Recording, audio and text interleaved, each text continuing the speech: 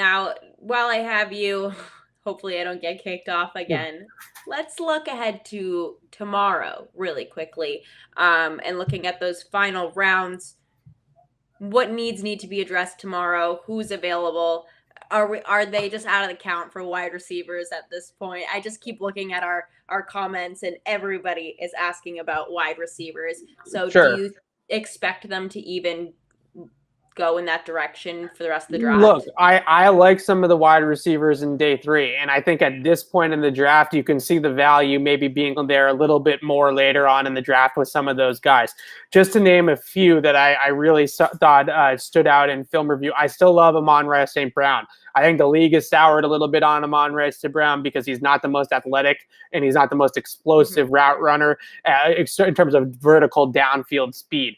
Today's NFL, you got to be able to take the top off. That's just the way that the league is going, is that you got to go towards those fast, vertical type of threats. Shea Smith from South Carolina is a really interesting slot guy. He's someone that I think is going to be an 80-90% slot receiver, but he's got that explosive, just short area agility and movement skills to get open in the slot. So I really like that one as well.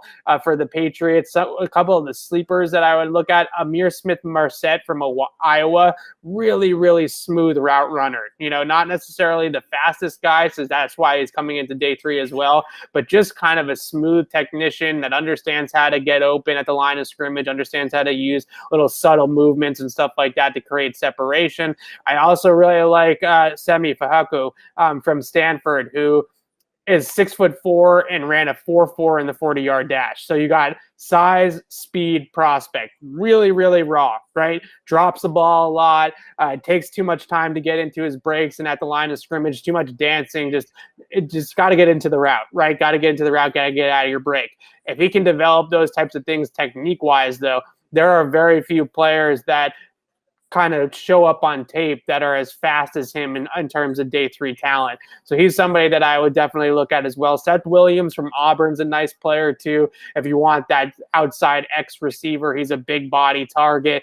Had some really nice tape. Also had some really bad tape and inconsistent effort on tape at times. So those are some concerns with him. But he's got some big-time games out there for Auburn where he really showed out. So I think there is some wide receiver talent that's still available. Marquez Stevenson from Houston's another of those pesky little slot receivers. Cade Johnson from South Dakota State, another one of those guys that had a really big Senior Bowl week. It's a deep wide receiver class. So it's a good sort of class to get, a wide receiver in day 3. Cornell Powell from Clemson too. He's still on the board as well. I forgot about him. I just named 5 to 10 guys. So there's still talent out there.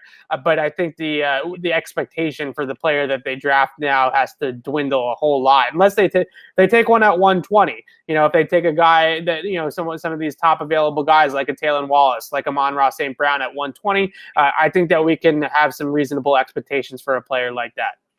Do you expect any more trade-ups? I thought the Patriots would continue to consolidate picks in this draft.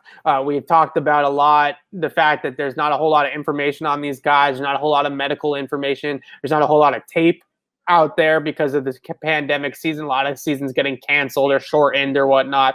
So there's just not a whole lot of info out there anyways. So I think that you could definitely get another guy, another trade here, and maybe we have another trade here tonight. They moved up late for Dalton Keene last year, trading a couple of 4th rounders to get back into the end of the 3rd to take another player right after they took Asiasi. I wouldn't be surprised if we're back on again in a few minutes and they trade back up from 120 maybe to get one of these wide receivers.